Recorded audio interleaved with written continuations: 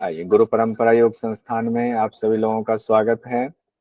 कितने लोग आए हैं वो एक बार देख लेते हैं। अभी कम ही लोग हैं, लेकिन लोगों के इंतजार में हम क्लास नहीं रोकेंगे। जो आए हैं वो बेवकूफ नहीं है कि समय पर आ गए हैं। समय ना गंवाते हुए आज आप लोगों को 3-3 घंटे पढ़ना है, तो समय का सदुपयोग किया जाए। आइए, तृतीय अध्याय है। 25 मुद्रा की चर्चा की गई है। उसको अलग अलग करके देखें तो बंद की संख्या 4 है, मुद्रा की संख्या अलग से 16 है, जिसको नाम में मुद्रा लगा हुआ है। धारणा की संख्या 5 है, क्योंकि पंच धारणा नाम ही है, और इन सबको मिलाकर के मुद्रा ही कहा गया है। कैसे मुद्रा ही कहा गया है वो आगे आपको आएगा। तो घेरण संहिता में पहली मुद्रा महामुद्रा है और अंतिम मुद्रा भुजंगनी मुद्रा की चर्चा है। अगर कभी आ जाए कि घेरण संहिता में सबसे पहले किस मुद्रा की चर्चा है, तो महामुद्रा की चर्चा सबसे पहले है। अब पंचधारणा को भी मुद्रा में ही गिन लिया गया है। तो हम पहले मंत्र से शुरू करते हैं। घेरण संहिता तृतीय उपदेश में महामुद्रा नभो मुद्रा उड्डयानम जलंधरम मूल बंधो महाबंधो महावेधश्च खेचरी विपरीत करी योनि वज्रोली शक्ति चालिनी ताड़ागी मांडुकी मुद्रा सांभवी पंचधारणा अश्विनी पाशनी काकी मातंगी च भुजंगिनी पंचविंशति मुद्राश्च सिद्धिदा इह योगी नाम। अब 25 के 25 जो जिसमें की मुद्रा भी है, बंध भी है, पंचधारणा भी है, लेकिन यहाँ देखिए ये शब्द जो है पंचविंशति मुद्राश्च, यानी कि 25 मुद्राएं, यानी सबको मुद्रा ही कहा गया है। सिद्धिदा इह योगी नाम, ये योगियों को सिद्धि देने वाले हैं। अब ये 25 जो है उसको एक बार देखते हैं अलग से। महामुद्रा नभो मुद्रा उड्यान बंद जालंधर बंद मूल बंद महाबंद महावेधश्च खेचरी विपरीत करी योनि वज्रोली शक्ति चालिनी ताड़ागी मांडुकी सांभवी। पंचधारणा बहुत इंपॉर्टेंट है। पार्थिवी आम्भसी आग्नेयी वायवी आकाशी, ये जो पांचों है ना पंचधारणा, जो पंच महाभूत है ना, 5 तत्व जो आपके हैं उससे संबंधित है, और आपके जो 5 चक्र हैं विशुद्धि चक्र तक उससे संबंधित है। तो पार्थिवी धारणा, आम्बसी धारणा, आग्नेयी धारणा, धारणा, आकाशी धारणा, इसको हम लोग डिटेल पढ़ेंगे तो इसका पूरा ज्ञान उसमें आएगा। उसके बाद अश्विनी मुद्रा, पाशुनी मुद्रा, काकी मुद्रा, मातंगी मुद्रा और भुजंगनी मुद्रा की चर्चा है। इस तरह से ये 25 मुद्राएं हैं, जिसके लिए महर्षि घेरण राजा चंड कपाली से कहते हैं कि ये सिद्धि प्रदान करने वाली हैं ये मुद्राएं। और ये किनके किनके बीच संवाद को महर्षि घेरण बता रहे हैं चंड कपाली को, तो माँ पार्वती और भगवान शंकर के बीच के संवाद को कहते हैं। देखिए यहाँ पहली लाइन में है, दूसरी चौथा जो आपका मंत्र है उसकी पहली लाइन में है मुद्राणाम पटलंग देवी कथितम तव सन्निधो येन विज्ञात मात्रेन सर्व सिद्धि प्रजायते गोपनीय प्रयत्नेन ना देयम यस्य कश्चित प्रीतिदम योगिनाम चैव दुर्लभम मरुतापि मरुता या मरुत अपि। तो मुद्रा नाम पटलम, ये जो मुद्रा पटल कही गई है देवी के लिए, यहाँ माँ पार्वती के लिए देवी शब्द का इस्तेमाल किया है भगवान शंकर ने। कहते हैं कि हे देवी, तुम्हें मैंने मुद्राओं के बारे में बताया है। इसका ज्ञान जो है विज्ञात मात्र, इसका ज्ञान जो है सभी सिद्धियों को देने वाला है। इसे पूरी तरह से प्रयत्न पूर्वक इसको गोपनीय रखना चाहिए। यस्य कस्यचित, किसी ऐसे ही ना देयम यस्य कस्यचित, ऐसे ही किसी को नहीं दे देना चाहिए। ये प्रीति देने वाला है किनको, योगियों को। और दुर्लभम मरुत अपि, मरुत मतलब देवताओं के लिए भी ये दुर्लभ है। पहली मुद्रा हम लोगों ने कहा कौन सी मुद्रा है, महामुद्रा है पहली मुद्रा। महामुद्रा के बारे में क्या कहा गया है वो हम लोग देखते हैं।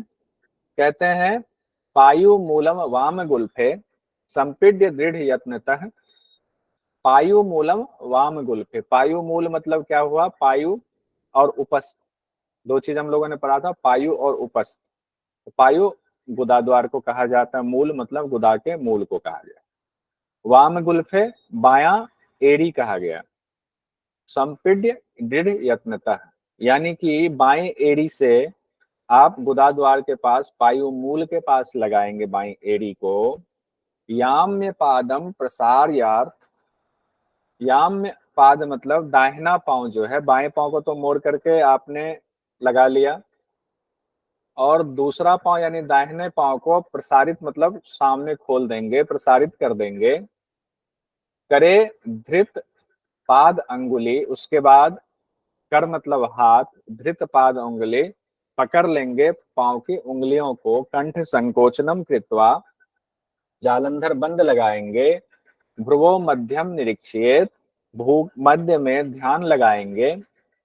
पूरकै वायु संपूर्य महामुद्रा निगद्यते, पूरक करेंगे यही महामुद्रा। लेकिन इसमें कई चीजें छूटी हुई। जब पूरक करेंगे तो कितनी देर कुंभक करना है, फिर रेचक कैसे करना है, ये सारी बातें उसमें आएंगी। फिर भी बहुत सारी चीजें बता दी गई हैं, लेकिन कुछ चीजें रह गई। फिर से एक बार देखने की कोशिश करते हैं। ये महामुद्रा का अभ्यास तो जनरली कराया भी जाता है, और महामुद्रा की तस्वीर भी मेरे ख्याल से है। एक बार तस्वीर में देखते हैं। देखिए, पहले बाईं एड़ी से पायु मूल की तरफ लगाए, दाहिने पांव को हमने सीधा खोल दिया हुआ है, और फिर हमने दोनों हाथ से पांव की उंगलियों को पकड़ लिया हुआ है, जालंधर बंद लगाया हुआ है, भूमध्य पर दृष्टि है, और वायु का पूरक करना है। ये महामुद्रा के बारे में कहा गया है। और हम लोग जो महामुद्रा करते हैं जनरली, जो अभ्यास योग संस्थान में जहां से भी हमने सीखा हुआ है, तो वहां से पहले क्या करते हैं, वायु का पूरक करते हैं, यथासंभव जालंधर बंद लगाकर रोकते हैं, भूमध्य पर दृष्टि रखते हैं, जब तक रुक पाता है ठीक, उसके बाद फिर जालंधर बंद खोलते हैं, वायु को नाक से निकाल देते हैं, फिर इसी क्रिया को दूसरे पांव से करते हैं। ऐसा जनरली किया जाता है। लेकिन यहाँ पर इतनी पूरी बातें नहीं कही गई है, इतना ही लगा कि ये काफी है, बाकी गुरु के लिए छोड़ दिया गया है। तो महामुद्रा तो सब लोग जानते हैं, तो बहुत ज्यादा इसमें जरूरत नहीं थी, बस एक तस्वीर थी तो हमने लगा दिया। अब है वलितम पलितम चैव जरा मृत्यु निवारियत, मतलब कि महामुद्रा का अभ्यास करेंगे तो उससे होगा क्या। तो वलितम पलितम चैव जरा मृत्यु निवारियत, वलितम पलितम का मतलब होता है, वलित मतलब झुर्रियां, पलित मतलब बाल सफेद होना। तो झुर्रियां जो आपके चेहरे पर हो जाती हैं वो दूर होंगी, आपका बाल सफेद हो जाता है, जैसे मेरा हो रहा है, तो बाल सफेद होना बंद हो जाएगा। जरा और मृत्यु, बुढ़ापा और मृत्यु का निवारण होगा। उसके बाद है क्षय आकाशम, उदावर्त प्लीहा, जीर्ण ज्वरम तथा नासियेद सर्व रोगांश महामुद्रा प्रसादनाथ। क्षय मतलब होता है टीबी रोग को, जिसको कहते हैं टीबी, ट्यूबरकुलोसिस जिसको कहते हैं, उस रोग का नाश होता है। काश रोग कहते हैं, खांसी को काश रोग कहते हैं। उदावर्त हो गया, पेट के रोग को उदावर्त कहते हैं। प्लेहा रोग तिल्ली रोग को कहते हैं, इसको स्प्लीन कहते हैं, स्प्लीन लोगों का बढ़ जाता है। जीर्ण ज्वर कहा गया है, पुराना बुखार को भी जीर्ण ज्वर कहा गया, पुराना बुखार है, ये सब ठीक होगा। उसके बाद कहा गया महामुद्रा के अभ्यास से नासियत सर्व रोगांश, महामुद्रा के अभ्यास से सभी रोगों का नाश होगा। अब एक चीज ध्यान देने वाली बात है, वलितम पलितम चैवा। तो वलितम पलितम जो है नहीं है कई पुस्तकों में, बिहार स्कूल ऑफ योगा में इसको दिया हुआ है वलितम पलितम को, मेरे ख्याल से। हाँ, बिहार स्कूल ऑफ योगा में दिया हुआ है। तो वलितम पलितम कई शास्त्र में, कई पुस्तकों में, कई प्रकाशन जो लेखक हैं उन्होंने वलितम पलितम की चर्चा नहीं की है। अब इसका इस पर मैं जोर क्यों दे रहा हूं ये बताता हूँ। एक मुद्रा और आपके पास आएगा जिसमें वलितम पलितम की चर्चा है, तो अब उससे संबंधित क्वेश्चन आ जाता है कई बार, तो एक कंफ्यूजन की स्थिति बनती है। अगर कंफ्यूजन हो, आपको लगे वलितम पलितम महामुद्रा में पढ़ा हुआ है, तो जिस शास्त्र से पढ़ा है उसका फोटो खींच करके आप उसको चैलेंज कर सकते हो। तो आगे कहाँ आएगा तो वहां हम इसका कंपैरिजन करेंगे, तब उसको देख लेते हैं। अब यहाँ देखिए, 1 दिसंबर 2023 में क्वेश्चन पूछा गया था, इसको देख लीजिए कि घेरन संहिता के अनुसार महामुद्रा के अभ्यास में निर्देशित किया गया है नाभि को पीछे खींचना, बाएं टखने से गुदा का पीड़न करना, कंठ संकुचित करना, जिह्वा को कपाल कुहर में लगाना, दृष्टि भूमध्य पर लगाना। नीचे दिए गए विकल्पों में से सही उत्तर का चयन कीजिए। कौन कौन से इसमें सही है, तो 3 सही होगा। BCE बी आपने कहा बी, BCE सी और ई, ठीक है। और अभी तुरंत ताजा ताजा है तो बी, सी और ई ही सही है, सब लोगों को तुरंत याद है, बहुत अच्छा। ये बी में टखने से गुदा का पीड़न, कंठ संकोचन, दृष्टि भूमध्य पर लगाना है, तो बी, सी और ई आंसर सही है, पहला वाला बी, सी, ई आंसर सही।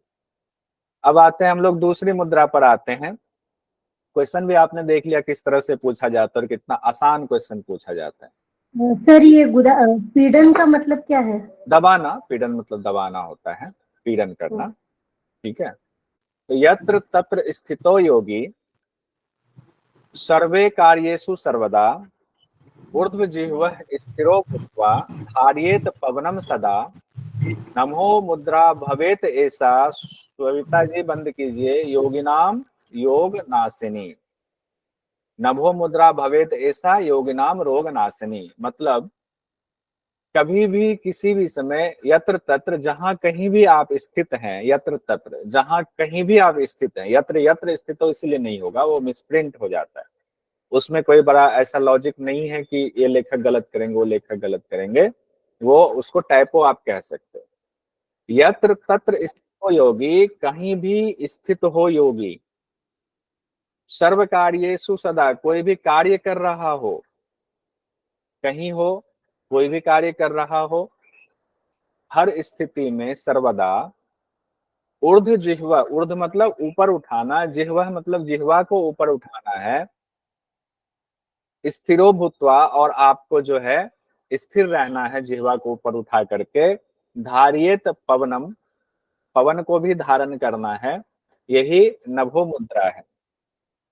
और इससे क्या होता है, रोगों का नाश होता है। किसी भी समय कहीं पर भी विद्यमान रहे, आप कोई भी कार्य कर रहे हैं किसी भी वक्त, तो आप जो है जिह्वा को ऊपर उठा करके स्थिर करें, वायु को धारण करें, तो वायु धारण करेंगे, धारण करने का तात्पर्य ही है कुंभक लगाना, यही नभो मुद्रा है। इस तरह नभो मुद्रा का अभ्यास करने से रोगों का नाश होता है। अब इसमें यह नहीं कहा गया, जनरली जिह्वा को ऊपर उठाने के बाद कहाँ की जाती है, खिचड़ी मुद्रा में की जाती है, लेकिन जिह्वा को ऊपर उठा करके रखना नभो मुद्रा कहा गया है, ये अलग से कहा गया। हो सकता है खेचड़ी वाली स्थिति तक पहुंचने से पहले की स्थिति होगी, तो इसीलिए इसको नभो मुद्रा कहा गया है। तो नभो मुद्रा, अगर आपके एग्जाम में क्या आ सकता है क्वेश्चन, घेरन संहिता के मुताबिक कौन सी मुद्रा कभी भी किसी भी स्थिति में कर सकते हैं, घेरन संहिता के मुताबिक कौन सी मुद्रा कभी भी किसी भी स्थिति में कर सकते हैं, तो नभो मुद्रा आपका आंसर है। नभो मुद्रा कभी भी किसी भी स्थिति में कर सकते हैं। एक और क्वेश्चन पूछा जाता है बिना किसी शास्त्र का नाम दिए भी, कि कौन सी ऐसा प्राणायाम है जिसको कभी भी कर सकते हैं, कहीं भी हैं आप करते रहिए, कौन सा प्राणायाम? उज्जयी प्राणायाम। तो जैसे प्राणायाम में सब लोगों को याद है क्योंकि कई बार हमने पढ़ा है, तो उसी तरह से इसको भी उज्जयी प्राणायाम के साथ में इसको भी रख लीजिए अपने दिमाग में, साइड में एक कोने में जगह देके इसको भी रख लीजिए, नभो मुद्रा को। नभो मुद्रा के बारे में भी कहा गया, कहीं भी किसी भी स्थिति में है, सर्व कार्येषु सर्वदा आप जो है इसका अभ्यास कर सकते हैं। क्या करते हैं, जिह्वा को ऊपर उठा लीजिए, स्थिर कर दीजिए, श्वास को धारण कर लीजिए, सभी रोगों का नाश होगा। तीसरी मुद्रा पर आते हैं। देव जी कुछ कहना चाह रहे थे, देव जी ने हैंड रेज किया था। हाँ जी सर, मैं कुछ सर, आपने जैसे बताया कि आपको ऊपर उठाकर रखना है, तो क्या ताली से चिपका कर रखना है या बीच में रखना है? लेकिन यहाँ नभो मुद्रा में ये नहीं बताया गया जिह्वा को कहाँ लगाएंगे।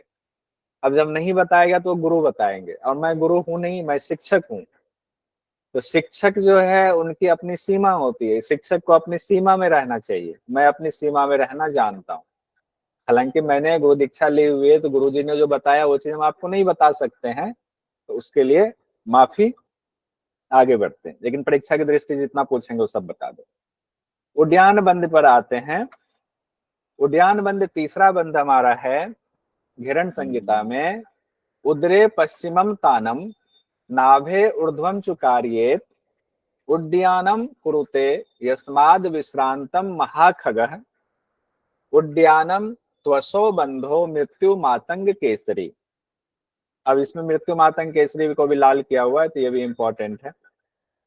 उदरे पश्चिमम तानम, यानी उदर मतलब पेट को, पश्चिम मतलब पीछे की तरफ खींच लेंगे, और नाभे ऊर्ध्वम, नाभि को ऊपर उठाएंगे, पेट को अंदर खींच करके नाभि को ऊपर उठा करके रखने की कोशिश करेंगे। तो कार्य ऐसा आप करें। उद्यानम कुरुते, जब आप उद्यान का अभ्यास करते हैं तो महाखग की चर्चा की गई। महाखग किसको कहते हैं, कोई बताएंगे महाखग किसके लिए बात की गई है? पहले आप लोग मास्टर में थोड़ा बहुत तो कुछ ना कुछ पढ़ाई होगा। प्राण रूपी महाखग। प्राण, प्राण। प्राण वायु को कहा गया है महाखग। उस संदर्भ में कहा गया है जब आप इसको सुषुम्ना में ले जाने की कोशिश करते हैं, ठीक है, तब महाखग वाली बात आती है। तो महाखग मतलब प्राण वायु को ऊपर खींचने की कोशिश करते हैं। उद्यानम त्वसो बंधो, ये उद्यानम बंध जो है मृत्यु मातंग केसरी है, मतलब मृत्यु रूपी हाथी के लिए सिंह के समान है। अब मृत्यु रूपी हाथी के लिए सिंह के समान से तात्पर्य ये हुआ कि मदमस्त हाथी एक चला आ रहा है, तो मदमस्त हाथी आपकी जान ले सकता है, वो हाथी है मृत्यु। तो हाथी को केसरी मार देता है, केसरी कहते हैं सिंह को, सिंह को केसरी कहते हैं। तो सिंह जो है एक हाथी का शिकार कर लेता है। उसी तरह से जब आप उद्यान बंद का अभ्यास रोज करेंगे तो आपकी मृत्यु जो है वो नहीं हो सकती। नहीं होने का मतलब मृत्यु आपकी रुक जाएगी या आपकी उम्र लंबी हो जाएगी, इसको दूसरे संदर्भ में कहें तो। लेकिन यहाँ पर यही शब्द इस्तेमाल आपके लिए करना है कि मृत्यु मातंग केसरी गहरन संहिता में किसके लिए इस्तेमाल किया गया है, तो उद्यान बंद के लिए इस्तेमाल किया गया, मृत्यु मातंग केसरी। उसके बाद कहा गया है समग्रात बंधात एतद उद्यानम विशिष्यते, उद्याने समभ्यसते मुक्ति स्वभाव की भवेत। अब मुक्ति भी मिली, ये भी इंपॉर्टेंट है। एक तो मृत्यु मातंग केसरी कहा गया, एक मुक्ति जो है अपने आप हो जाता है कहा गया। अब पूरा एक बार अभ्यास देख लेते हैं। पेट को पीछे पश्चिम की तरफ खींचकर नाभि को ऊपर उठाना है, ठीक है।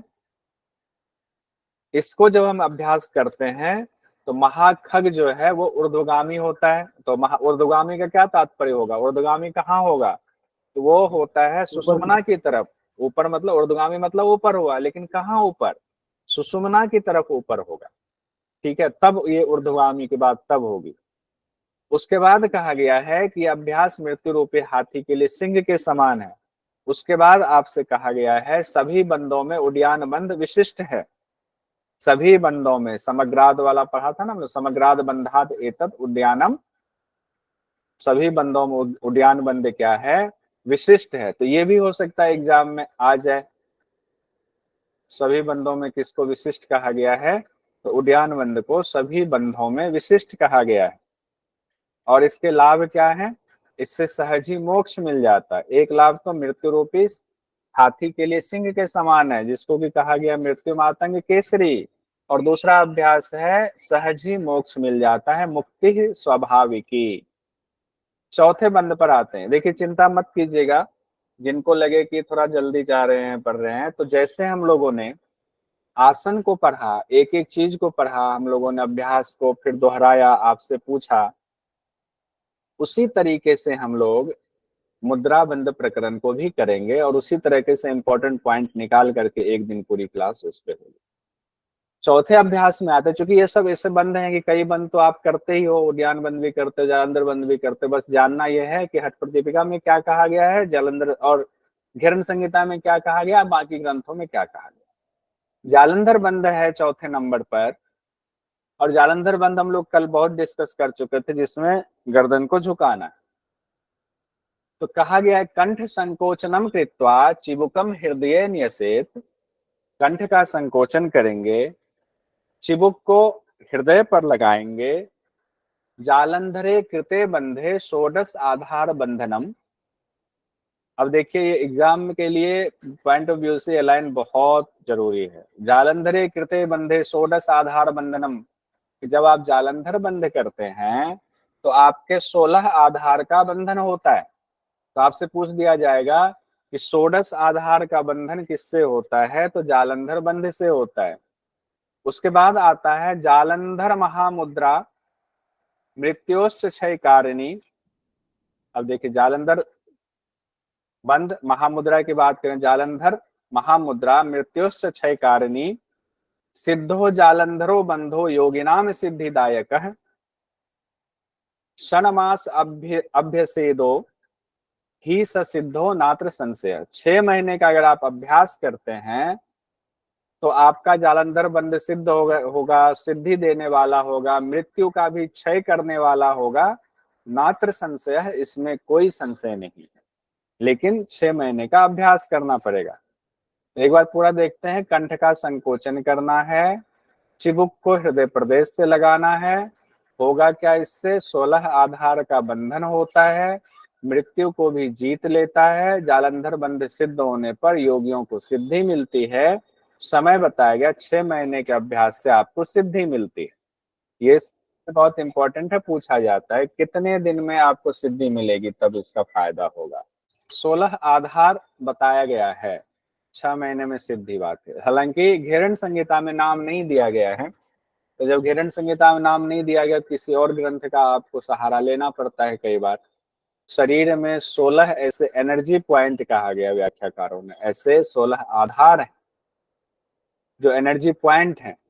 तो उसमें क्या 16 चीजें हैं? पैर का अंगूठा है, मूलाधार है, गुदा यानी पायु है, मेढ यानी उपस्थ है, उड्यान। गुदा और मेढ समझ गए ना? ये एनस हो गया और ये लिंग हो गया आपके। उड्यान हो गया पेट, नाभि, पेट के बीच में नाभि हो गया, हृदय स्थान हो गया, कंठ हो गया, घंटिका हो गया, तालु वाला स्थान हो गया, जिह्वा हो गया, भूमध्य है, नासिका है, नासिका मूल है, एक तो नासिका एक नासिका मूल। उसके बाद नासिका मूल कपाट 14 नंबर में पूरा है, नासिका मूल कपाट। उसके बाद ललाट है, फिर ब्रह्मरंध्र है। तो आपके 16 आधार, ये जो हम कह रहे हैं ना, इसको घेरन संहिता से मत जोड़िए। घेरन संहिता में 16 आधार शब्द जरूर आया हुआ है, लेकिन कई जगहों पर 16 आधार में बदलाव भी आ जाता है। कोई एक जगह किसी में कम, किसी में ज्यादा बताए हुए, एक जगह किसी में हो सकता है ये शब्द ना बताकर दूसरा शब्द आ जाए। लेकिन मोटा मोटा हम ये समझेंगे, जो कि भारती जी ने सवाल पूछा 16 आधार क्या है, तो आपके एनर्जी पॉइंट आप कह सकते हो। ये 16 ये एनर्जी पॉइंट वाली जगह है जिसका बंधन होता है। ये कहा गया, कौन से अभ्यास से कहा गया भारती जी? जालंधर बंद, नहीं जालंधर बंद सर, जालंधर बंद बताइए। ठीक है, अब देखिए आपके लिए नई जानकारी जो हो गई, जो 16 आधार शब्द घेरन संहिता में दिया गया, लेकिन 16 आधार कौन कौन से हैं इसका रेफरेंस हमने योग चूड़ामणि और गोरक्ष संहिता से लिया हुआ था। ये वाला गोरक्ष संहिता से हमने ये 16 आधार वाला लिया हुआ है। और सर ये दोनों जो ग्रंथ है ना 80% मिलते हैं, इसी वजह से दोनों में है। हाँ, वैसे भी योग चूड़ामणि वाले जो है ना, हठ योग के ग्रंथों से मिलते जुलते, जितने योग के उपनिषद हैं आपके, सब हठ योग के ग्रंथ से मिलते हैं, और मुख्य उपनिषद आपके हठ योग के ग्रंथ से नहीं मिलते हैं। ये ध्यान रखिएगा, ये भी एक बेसिक डिफरेंस है जो जानना चाहिए। अब हम आते हैं मूल बंध पर।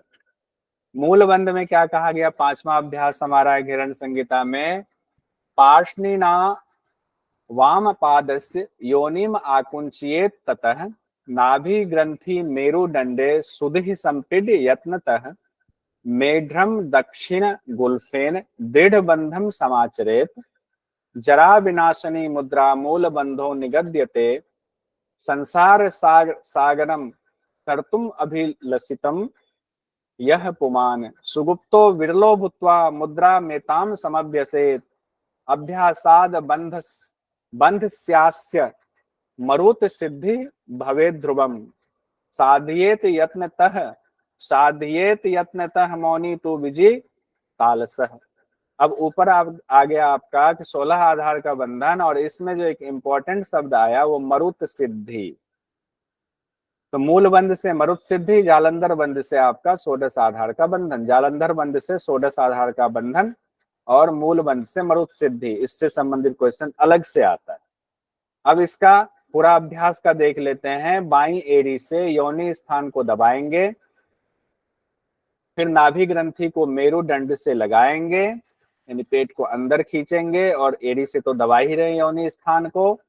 दाई एड़ी से लिंग को दृढ़ता पूर्वक दबाएंगे, अब इसमें अभ्यास कैसा लग रहा है, जैसे कि सिद्धासन में बैठ करके अभ्यास कर रहे हैं। सिद्धासन वाला जो अभ्यास है उससे मिलता जुलता है कि बाईं एड़ी से योनि स्थान को दबा रहे हैं और ऊपर वाली एड़ी जो है, दाहिने एड़ी जो है लिंग के ऊपर है, मेढ्र के ऊपर है, उसको दबा रहे हैं।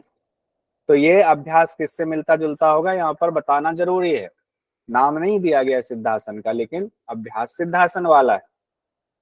दबाएंगे, उसके बाद क्या करना है, इससे क्या होगा, वृद्धावस्था को दूर करने वाला है, भव सागर से पार लगाने वाला है और मरुत सिद्धि को देने वाला है। एक सेकंड, इसको भी लाल कर देता हूं। और सावधानी बताई गई है, गुप्त रूप से अभ्यास करेंगे, मौन रहकर अभ्यास करेंगे, बिना आलस्य के अभ्यास करेंगे। ठीक है, यत्नतः साधना यत्नतः करेंगे, मौन रहकर करेंगे और गुप्त रूप से करेंगे। और अभ्यास का जब आप अच्छे से अभ्यास करते हैं मूल बंध का, तो मरुत सिद्धि भवे ध्रुवम, निश्चित ही मरुत सिद्धि होती है। उसके बाद है सुगुप्तो विरलो भूत्वा। ये जो है ना, सबको इसकी प्राप्ति नहीं होती है, इसको गुप्त रखना है। इसीलिए क्यों रखना है गुप्त, कि इसको कहीं ऐसे लोगों के हाथ ना लग जाए जो ये सिद्धि प्राप्त कर ले, जिनके भाव अच्छे नहीं हैं, जो गलत लोग हैं। इसीलिए इसको गुप्त तरीके से, इस अभ्यास को सुगुप्तो विरलो भूत्वा मुद्राम एताम समभ्यसेत, इसको गुप्त रहते हुए अभ्यास को करना है। संसार सागर से पार करने वाला है, जरा मृत्यु का नाश करने वाला है। मरुत सिद्धि क्या होता है, मरुत का अर्थ क्या होता है, मरुत का अर्थ होता है वायु की सिद्धि। वायु की सिद्धि होती है। अब एक और आएगा, देखिए 2-3 चीजें कहीं लिख लीजिए तो आपको बाद में काम आएगा। एक आपने 16 आधार का बंधन हो गया, एक आपका मरुत सिद्धि हो गया, और एक आएगा आपका विग्रह सिद्धि भी आएगा। लिख लीजिए विग्रह सिद्धि कहाँ आएगा, ध्यान रखिएगा वहां पर। महाबंध के बारे में कहा गया, वाम पादस्य गुल्फेन पायु मूलम निरोधयेत, दक्ष पादेन तद गुल्फम संपीड्य यत्नतः सुधि। अब ये भी अभ्यास जो है आपको सिद्धासन वाला अभ्यास है। हालांकि नाम नहीं दिया गया, डायरेक्ट इसको सिद्धासन भी लिख सकते थे लेकिन नहीं दिया गया नाम, लेकिन अभ्यास सिद्धा है। कहा गया वाम पादस्य गुल्फेन पायु मूलम निरोधये, तो बाएं पांव के गुल्फ से पायु मूल को, पायु मतलब गुदा द्वार वाले स्थान को दबाएंगे, निरोधियेत। और दाहिना पांव जो है तद गुल्फम, जो बायां पांव नीचे जो गुल्फ एड़ी है उसके ऊपर रख देंगे, यत्नतः अच्छे से रखेंगे, दबा करके संपीड़ित दबाते हुए रखेंगे। ये अभ्यास बताया गया था ना, गुप्तासन में बताया गया, मुक्तासन में बताया गया था। ठीक है, याद है, मुक्तासन ही था ना, बताइए। ये अभ्यास मुक्तासन में यहाँ पर बताया गया था, और हठ प्रदीपिका के मुताबिक ये सिद्धासन का दूसरा रूप है। इसमें कहा गया, उसके बाद जब आपने ये आसन लगा लिया इस तरीके से, फिर क्या करना है, शनैः शनैः चालियेत पार्ष्णी योनिम आकुंचियेत शनैः। अब शनैः शनैः चालियेत पार्ष्णी भी कहा गया है, तो यहाँ पर ये तात्पर्य है कि धीरे धीरे आप जो वाम पाद से जो पायु मूल को दबा रहा है, तो उसको और चलाना है, धीरे धीरे उसमें एक्शन लाना है, एड़ी में पार्ष्णी से उसको चलाना है, योनि वाले स्थान को, यानी गुदा वाले स्थान को। उसके बाद कहा गया है योनिम आकुंचियत शनैः, उसके बाद जो है गुदा प्रदेश से लेकर के जो योनि का स्थान बताया था ना, पायु और उपस्थ के बीच का पूरा स्थान योनि स्थान कहा गया है। तो पायु और उपस्थ वाले हिस्से को आकुंचन करेंगे, पूरे हिस्से को। एक तो शनैः शनैः क्या करना है, एड़ी से आपको दबाना है, फिर पूरे योनि स्थान को, पायु उपस्थ को यानी लिंग और एनस वाले स्थान को आकुंचित शनैः शनैः धीरे धीरे आकुंचन करना है, उसको खींचना है। जालंधरे धरेत प्राणम महाबंधो निगध्येत, और जालंधर बंद भी लगाना है। अब बताइए यहाँ तक में हो गया ना, एक तो आप जो एक तरह से मुक्तासन लगाया, सिद्धासन का दूसरा रूप आपने लगाया, फिर आप एड़ी से प्रयत्नतः दबा रहे हो, थोड़ा प्रेशर लगा रहे हो, योनि को भी संकुचित कर रहे हो, जालंधर बंद भी आप लगा रहे हो। इसी को क्या कहा गया, महाबंध कहा गया। महाबंध है परो बंधो जरा मरण नाशन है। ये जालंधर बंद जो है परम बंद है। परम मतलब कहा गया बड़ा ऊपर का, कहा गया बड़ा महान बंद है महाबंध। ये जरा और मृत्यु का, बुढ़ापा और मृत्यु का नाश करने वाला है। प्रसादात अस्य बंधस्य साध्येत सर्वधा वंचितम, यानी सभी आपकी इच्छाओं की पूर्ति करने वाला है ये। प्रसाद रूप में आपकी सभी इच्छाएं पूर्ण होती हैं। तो एक बार फिर से पूरा अभ्यास देख लीजिए, संस्कृत वाला तो हमने देख लिया। बाएं पांव की एड़ी से गुदाद्वार को दबाएं, दाएं पांव की एड़ी से बाएं पांव की एड़ी के ऊपर रख करके दबाएंगे। एड़ी से गुदा को दबाते हुए धीरे धीरे गुह्य प्रदेश का यानी योनि प्रदेश का चालन करेंगे या आकुंचन करेंगे, फिर योनि को संकोचित कर लेंगे। उसके बाद कहा गया है जालंधर बंद लगाएंगे, प्राणवायु को धारण करेंगे, और फिर फल में कहा गया महाबंध सभी बंधों में श्रेष्ठ है, बुढ़ापा जरा और मृत्यु का नाश करने वाला है, सभी इच्छाओं को पूर्ण करने वाला है। सर इसमें वायु का रेचक करने के बारे में कुछ नहीं लिखा क्या? जैसे अपन ने ऊपर नहीं, तक तो खींच लिया। रेचक के बारे में नहीं कहा गया है, इसमें कहा नहीं गया है, लेकिन रेचक हम लोग जनरली कैसे करते हैं महाबंध में, जितने क्षमता तक रोक सकते रोके, जब आपकी क्षमता नहीं है तो फिर जालंधर बंद खोलते हुए नाक से छोड़ दिया। हाँ वो प्रोसेस पता है, वही करेंगे। पता है, जी, करते वैसे ही है हम लोग अभ्यास में, लेकिन उसको घेरन संहिता से मत जोड़िएगा, क्योंकि ना घेरन हाँ संहिता इसमें वो, कुछ नहीं किया। हाँ वर्ड टू वर्ड इसमें चलते हैं ना, तो हम एग्जामिनर को जी कहेंगे देखिए हम अभ्यास तो ऐसे करते हैं, लेकिन घेरन संहिता में रेचक के बारे में बात नहीं की गई है, पूरक के बारे में बात की गई है। बट ऑब्वियस है कि पूरक लेकर के कोई जिंदगी भर तो रुकेगा नहीं, कि नहीं कहा गया जालंधर हाँ, इसमें। छोड़ना लिखा ना था ना, वो छोड़ना कैसे वो पूरी बात का बताई ही नहीं। जी हाँ, एक भी अभ्यास में नहीं बताया गया, तो आपसे एग्जामिनर ये पूछ सकता है अच्छा नहीं बताया है तो ऐसे कैसे, क्यों नहीं बताया, क्या लगता है आपको क्यों नहीं बताया होगा, तो आप कह सकते हैं सर ये गुरुमुख वाणी है, गुरु विद्या है, बार बार कहा जाता है गुरु के द्वारा सीख करके अभ्यास करें, इसीलिए इसमें अभ्यास का छोटा सा पोर्शन दिया जाता है। गुरु बहुत सारी चीजें जब बताएंगे तो हमें करना भी है कि नहीं करना है, कितने दिन में साधना है, और सारी बात अगर इसमें दे दिया जाएगा तो कोई भी करने लग जाएगा, पता चला फायदा की जगह नुकसान हो गया। तो ये जी आप एग्जामिनर को बता सकते हैं, तो बड़ा प्रभावित होंगे कि नहीं इनको संपूर्ण ज्ञान है। अब देखिए ये भी बड़ा इंपॉर्टेंट है, महावेद का अभ्यास है, रूप यौवन लावण्यम नारीणाम पुरुषम विना मूल बंध महाबंधो महावेदम तथा बिना तथा महाबंधम समासाध्य चरेत उद्यान कुंभकम महावेद समाख्यातो योगिनाम सिद्धि दायक।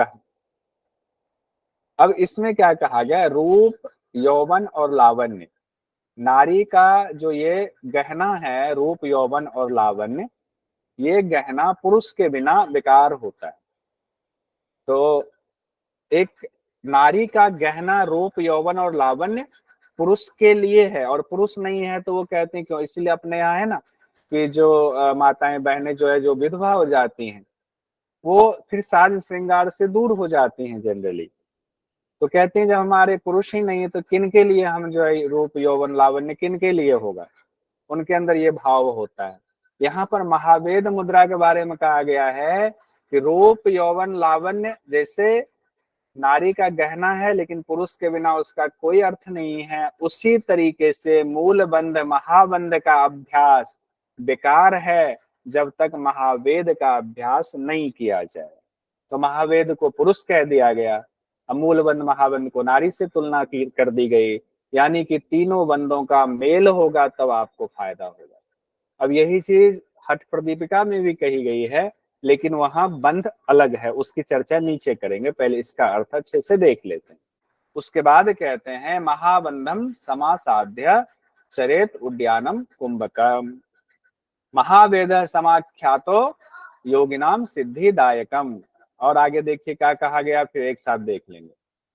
महाबंध मूल बंधो महावेद समन्वितो प्रत्यम हम कुरुते यस्तु स योगी योग वित्तम ना मृत्यु तो भयम तस्य ना जरा तस्य विद्यते गोपनीय प्रयत्नेन वेदो अयम योगी पुंगवे। पहले तो विशेषता हमने देखा, महावेद के बिना मूल बंध महाबंध उसी तरह निष्फल है जैसे पुरुष के बिना स्त्री का रूप यौवन लावण्य व्यर्थ है। उसके बाद अभ्यास में क्या बताया गया है, पहले महाबंध लगाएं, फिर उद्यान बंध लगाएं और कुंभक करेंगे, यही महावेद का अभ्यास बताया गया है। हठ प्रदीपिका महावेद का वेद का अभ्यास अलग बताया गया है, यहाँ पर अलग बताया गया है।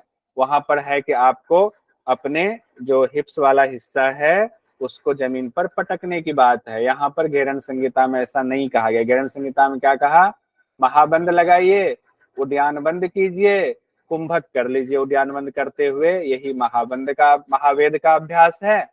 रोज महाबंद, मूलबंद और महावेद का अभ्यास तीनों को एक साथ कहा है ना, करने से योगी सब योगियों में उत्तम माना जाता है।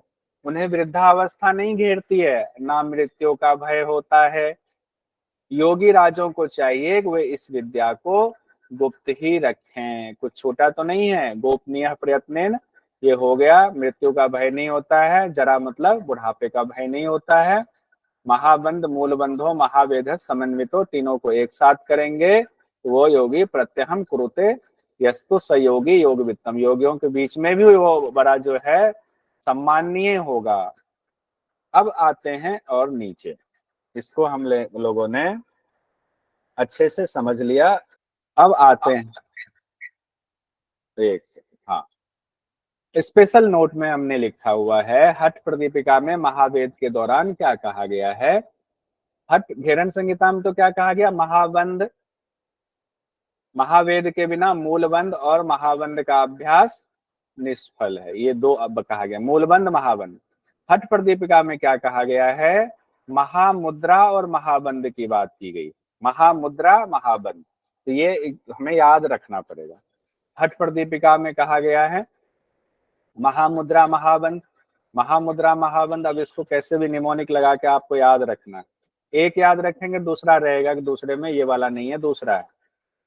घेरन संहिता ही याद रख लीजिए, मूलबंध महाबंध की बात की गई है कि इस मूलबंध महाबंध का अभ्यास का फायदा तभी होगा जब महावेद के साथ करेंगे, महावेद का भी अभ्यास करेंगे। और हठ प्रदीपिका में कहा गया है महावेद के बिना महामुद्रा और महाबंध का अभ्यास निष्फल है, तो इसीलिए ये वाला टेबल हमने यहाँ बना करके आपको रख बंध, और ये हो गया आपका महा।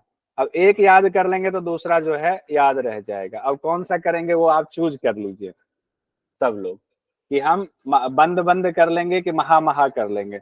महा हठ प्रदीपिका हो गया, अब बंद बंद जो है ये हो गया आपका घेरन संहिता में।